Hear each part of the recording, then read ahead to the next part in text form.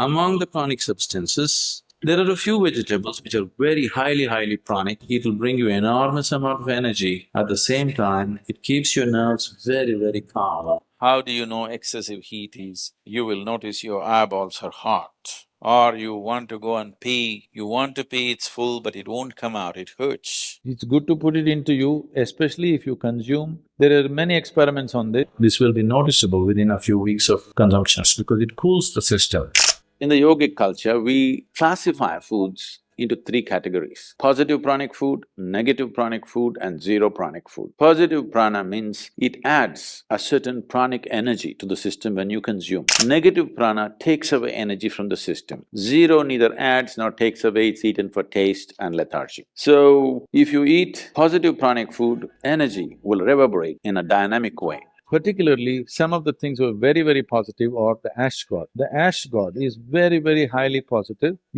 I think these days you're only hanging it in front of your house or breaking at three corners of the road and giving it to the buffalo, but you are not eating it. No, this is to be eaten. Because the vegetable has such high pranic energy, you put it in front of your home so that there is nice energy. But if there is so much energy to it, isn't it good to put it into you? It's good to put it into you, especially if you consume. There are many experiments on this. If you consume a glass of ashgod juice every day, the number of cancerous cells in your body will dramatically come down and you will see clearly the sharpness of your intellect will enhance itself. Especially children must drink ashgod juice.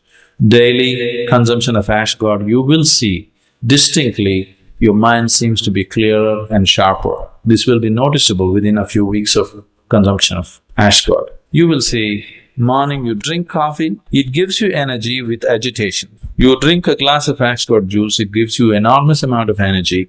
At the same time, it keeps you very calm. One should consume it as much as you can. But those of you who are asthmatic, who are susceptible to colds and coughs, such people, if you consume ashgod juice, you may immediately have colds because it cools the system. So if such a problem is there, such people should always add a little bit of honey or pepper to ashgod juice and consume it. This will neutralize the cooling effect of the ashgod to some extent. Among the many cooling foods, one grain that has the advantage of being versatile as well as providing great sustenance is ragi or finger millet. Grown and consumed in various parts of India, ragi can be made into rotis, dosas and taken with milk or yogurt. In fact, in Karnataka, ragi flour is consumed in the form of ragi balls and is the staple diet in southern Karnataka, especially in the rural areas. The muddle or ball is prepared by cooking the ragi flour with water to achieve a dough-like consistency. The balls are broken into small chunks and eaten with ghee and sambhar or gravy curries. The tribal and western hilly regions of Orissa consume a porridge made with ragi. The Maharashtrian bakhri, a type of flatbread, is very popular too. Sabja or basil seeds are yet another ingredient you will need to stock up in summers. These seeds, which look black like mustard seeds, must be soaked in water, upon which they develop a translucent gelatinous white cover. How do you know excessive heat is? You will notice your eyeballs are hot. Or you want to go and pee, you want to pee, it's full but it won't come out, it hurts. That means there is excess heat. Such a thing happens, you just drink some ashgod juice or eat some green gram or take some castor oil and apply it on, either inside the navel or the anahata, the vishuddhi, this place and these two spots behind the ears. If you apply instantly, within 5 minutes, the system will cool down, go to the bathroom, everything will happen without effort.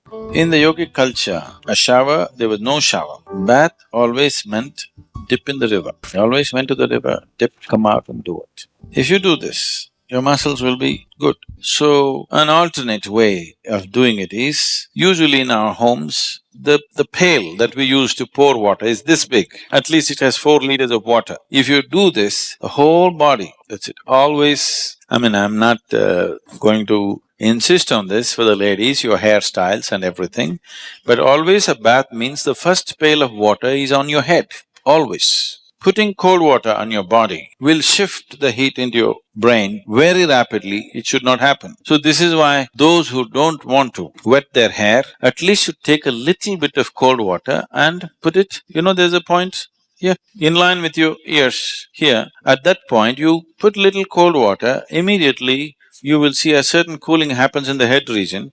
After that, you can have bath with just the body. Namaskaram everyone. So we have an upcoming Ladakh yoga retreat. It is yoga and sightseeing. The module that we will be taking up is the Yogasanas module. It is a very subtle and powerful yoga module, and this comes from a 15,000-year-old science. This has transformed my life completely, and I can't wait for these tools to get to you. So please do join us. I look forward. See you soon.